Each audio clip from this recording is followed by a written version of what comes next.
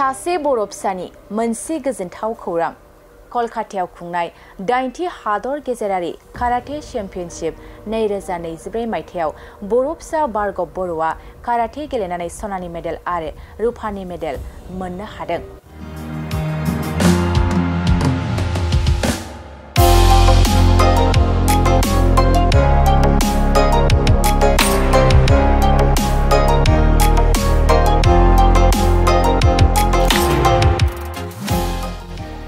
सोनाब बंग कलकातानि सिङाव थांनाय नेताजी इन्डोर स्टेडियामाव थांनाय जुलाइ दाननि 26 खालारनिफ्राय 28 खालारसिम अल इन्डिया सोसोंथाइ सिट'रिया काराटे डु फेडारेशन आरो काराटे डु एस'सिएशन अफ बेंगल नि बानजायनायाव 80 इन्टारनेशनेल काराटे चेम्पियनशिप 2024 मायथाइयाव रङिया महकुमानि सिङाव थानाय दहरा बागबारि गामिनि थागिबि सनिल बर' आरो देलायस्रि बर'नि फिसाज्ला भार्गव बर'आ 80 इन्टारनेशनेल काराटे चेम्पियनशिप 2024 मायथाइनि बादायलायनायाव बाहागो लादोंमोन। बे काराटे गेलेनाय बादायलायनायाव भार्गव बर'आ काटा दिन्थिनानै सनानि मेडेल मोननो हादों आरो कुमोटे बादायलायनानै रुपानि मेडेल मोननो हादों। लोगोसे मिथिनो मोननाय बादिब्ला भार्गव बर'आ काराटे गेलेनायनि सोलोंथाइखौ खोला-सोनाब रङिया आन्चलिक काराटे एकाडेमियाव लादों आरो रङियायाव थानाय शंकरदेव शिशु निकेतन फरायसालियाव 7 थाखोआव सोलोंथाइ लागासिनो दं। बे 80 हादर गेजेरारि काराटे चेम्पियनशिप 240 गेलेनाय बादायलायनायाव 8 हादरफ्रा बाहागो लादोंमोन, जेरै भारत, भुटान, बांलादेश, श्रीलंका, नेपाल, मालयेशिया, ओमान आरो इन्डोनेशिया। बेनि गेजेराव भार्गव बर'आ काराटे गेलेनानै सनानि मेडेल आरो रुपानि मेडेल लाबोनो हानाया बर' फिसाफोरनि थाखाय मोनसे गोग्गाथाव आरो गोजोनथाव खौरां लाना फैदों। भार्गव बर'आ सना आरो ब्रन्जनि मेडेल लाबोनो हानायखौ लानानै गोजोननाय मोननायखौ फोरमायदों जोनोमगिरि बिमा देलायस्रि बर'आ। नमस्कार, মোৰ নাম শ্ৰী ভাৰ্গৱ বৰা। মোৰ মাৰ নাম দেলাশ্ৰী বৰা, মোৰ দেউতাৰ নাম সুনীল বৰা। মোৰ গাঁৱৰ নাম দহৰা বাগবাৰী।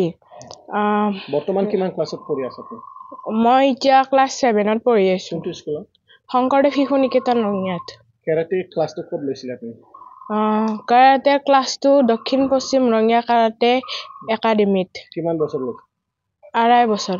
আমি শুনিবলৈ পাইছোঁ তুমি সিলভাৰ আৰু সোণৰ মেডেল পাবলৈ সক্ষম হৈছে, কি ক'ব?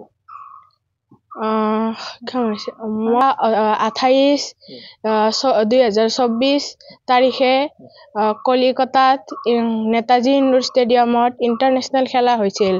তাতে মই ভাগ লৈছিলোঁ। ভাগ লওঁতে কাটাত পাইছোঁ গ'ল্ড মেডেল আৰু কুমিটেত পাইছোঁ চিলভাৰ মেডেল।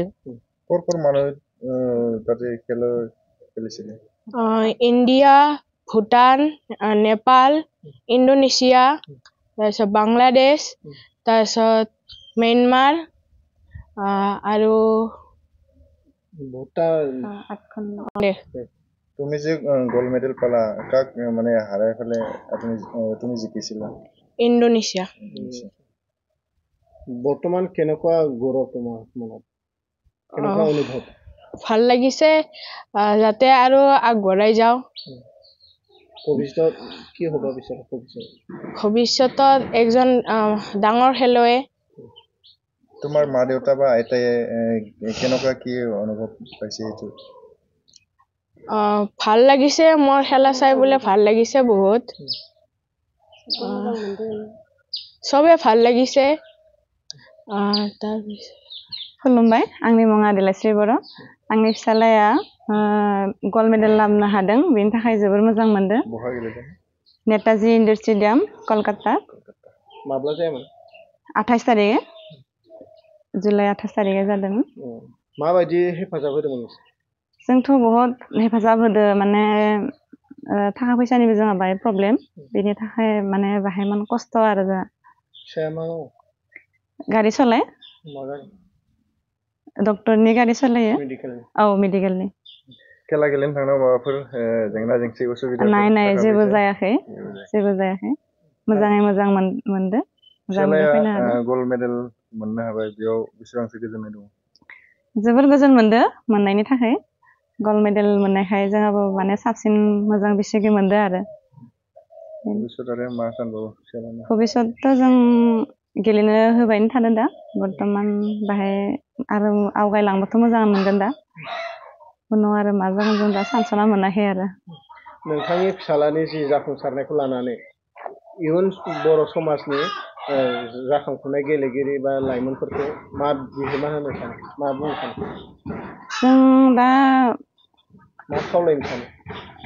गसाइनि अननायाव जुदि मोजाङै मोजां जुदि मोननो हायो आरोबाव गेलेनानै साकरिनि लाइनाव जुदि मोजाङै मोजां फैनो हायो बेनि थाखाय जों गसाइनि सेरावबो आरज गारो आरो मानसिफोरनि हेफाजाब मोनबाथ' जों मोजां मोनगोन आरो मोनसे फोसावथाय नोंथांमोननि ओनसोलाव सोरबाफोर ड्राग्स एबा फेग्रा मुवाजों नाख्रेबजानानै थानाय सुबुं दं नामा?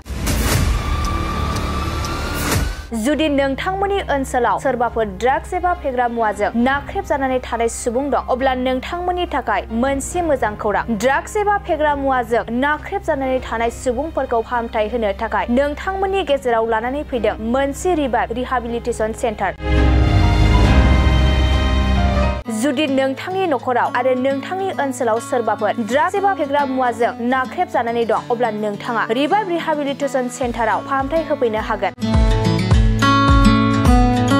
मंगलदै सेनं बामुनपारा दरंआव थानाय रिहाबिलिटेसन सेन्टाराव नोंथाङा ड्राग्स एबा फेग्रा मुवाजों गोदोसोनानै थानाय सुबुंफोरखौ फाहामथाय होफैनो हागोन। नोंथाङा नोंथांनि ओनसोलनि फेग्रा मुवाजों गोदोनानै थानाय सुबुंफोरखौ बे रिहाबिलिटेसन सेन्टाराव फाहामथाय होनानै सासे राफोद आरो मोजां सुबुं खालामनो हागोन। गोबां बाथ्रा मिथिबावनो थाखाय नोंथाङा 9859262926 60030927006 नैबे होनाय जानबुं नम्बराव खौरां लानो हागोन।